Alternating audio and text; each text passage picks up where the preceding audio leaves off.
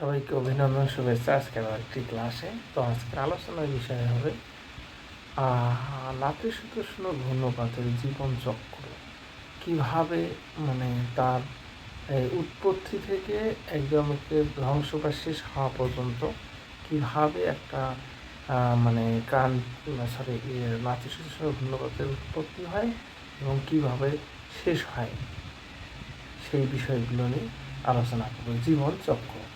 তো আমরা যদি দেখি যে উৎপত্তি থেকে বিনাশ পর্যন্ত এই মধ্য অক্ষাংশের ঘূর্ণপাত, কারণ মধ্য অক্ষাংশের ঘূর্ণপাতকে বলা হয় নাতিশীতোষ্ণ ঘূর্ণপাত, যেহেতু 30 থেকে প্রায় 65 ডিগ্রি উভয়গুলা যে অক্ষাংশের মধ্যে দেখা যায়, এই জন্য এটা বলা হয় মধ্য অক্ষাংশীয় ঘূর্ণপাত। এই ঘূর্ণপাত 6টি পর্যায়ে সম্পন্ন হয়।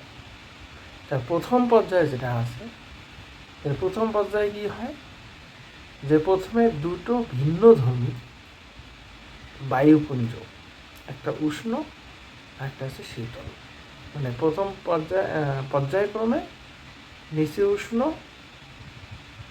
আর্দ্র পশ্চিমে বায়ু এবং উপরে শীতল ও শুষ্ক মেরু বায়ু পাশাপাশি অবস্থানের থেকে পরস্পরের বিপরীত দিকে প্রবাহিত হতে থাকে, বোঝা গেল? এবং অসম উষ্ণতা ও আর্দ্রতা সম্পন্ন বায়ু প্রবাহ পাশাপাশি থাকার ফলে উভয়ের মাঝে এক বিচ্ছেদ রেখা সৃষ্টি হয়, যেটাকে বলা হয় লাইন অফ ডিসকন্টিনিউটি। এটাও বিভিন্ন পরীক্ষায় আসে, যে অসম উষ্ণতা এবং আর্দ্রতা সম্পন্ন বায়ু প্রবাহ পাশাপাশি প্রবাহিত হওয়ার ফলে উভয়ের মাঝে এক বিচ্ছেদ রেখা সৃষ্টি হয়, যেটাকে বলা হয় লাইন অফ ডিসকন্টিনিউটি। তো এটা ছিল প্রথম পর্যায়। আর দ্বিতীয় পর্যায়ে কি?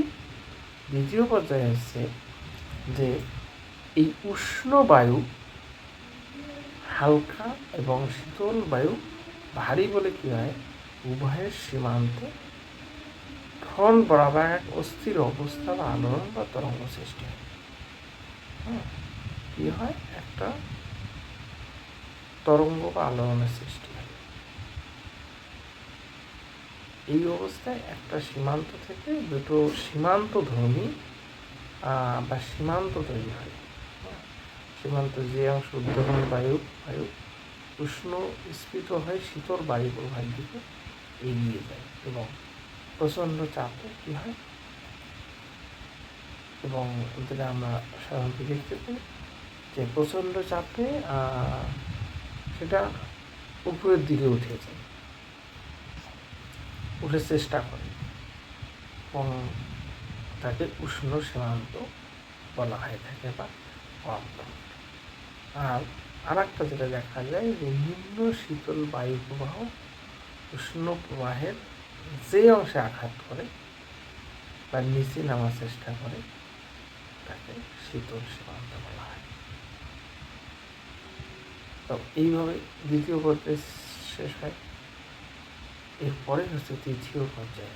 এই তৃতীয় পর্যায়টা কি হয়, যে উষ্ণ সীমান্তে উষ্ণ বায়ুপুঞ্জ প্রবল ও প্রকট হয়ে কি হয়, স্ফীতির আকারে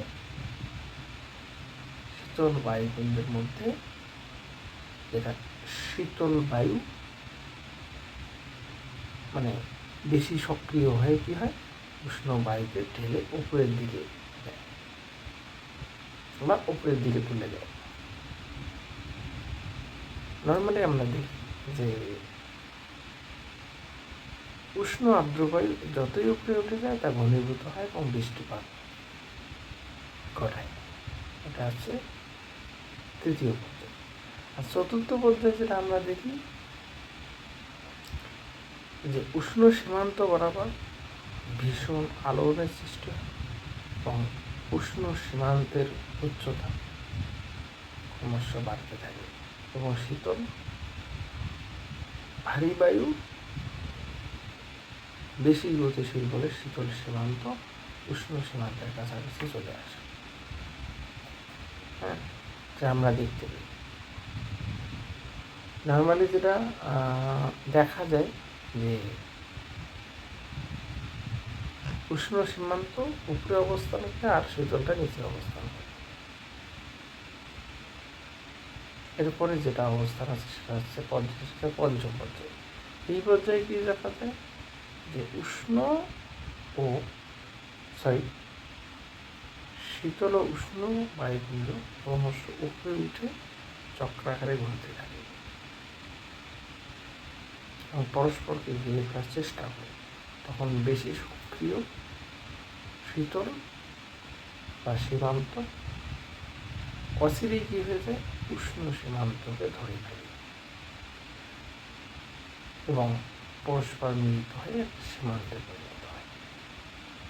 এই ধরনের সীমান্তকে আমরা বলে থাকি অবরুদ্ধ সীমান্ত বা অকুলেটেড ফ্রন্ট। এর ফলে কি হয়, বায়ুপিণ্ডের কিছুটা অংশ মূল বায়ুপিণ্ড থেকে বিচ্ছিন্ন হয়ে যায় এবং শীতল বায়ুপিণ্ড দ্বারা পরিবেষ্টিত হয়ে ভূপৃষ্ঠ থেকে অনেক উপরে অবস্থান করে। এটা ছিল পঞ্চম পর্যায়ে। ষষ্ঠ পর্যায়ে কি, এই শীতল বায়ুপিণ্ডের দ্বারা বেষ্টিত থাকায় উষ্ণ বায়ুপিণ্ডটি উষ্ণতা এবং আর্দ্রতার যোগ বন্ধ হয়ে যায়। এটা আমরা দেখি কি হয়, যে আর কোনো শক্তির উৎস না থেকে এর ফলে কি হয়, উষ্ণ বায়ুপিণ্ডটি ক্রমশ শীতল বায়ুপিণ্ডের সঙ্গে মিশে যায়, মনে রাখবে, এবং ঘূর্ণপাতটি ক্ষীণ থেকে ক্ষীণতর হয়ে ধীরে ধীরে মিলিত হয়। অর্থাৎ আমরা যেটা দেখি যে ঘূর্ণপাতের অবসান না মৃত্যু ঘটে, শেষ পর্যায়ে পৌঁছায়। এরপর উষ্ণ ও শীতল বায়ু স্বাভাবিকভাবে বইতে শুরু করে, এই পর্যায়ের মাধ্যমে শেষ হয়ে যায়। এটা ছিল ষষ্ঠ পর্যায়ে। এইভাবে 6টি পর্যায়ের মাধ্যমে একটা নাতিশীতোষ্ণ জীবনকাল সম্পূর্ণ হয়ে থাকে। এই ছিল আলোচনার বিষয়। সবাইকে অনেক ধন্যবাদ বসে থাকার জন্য।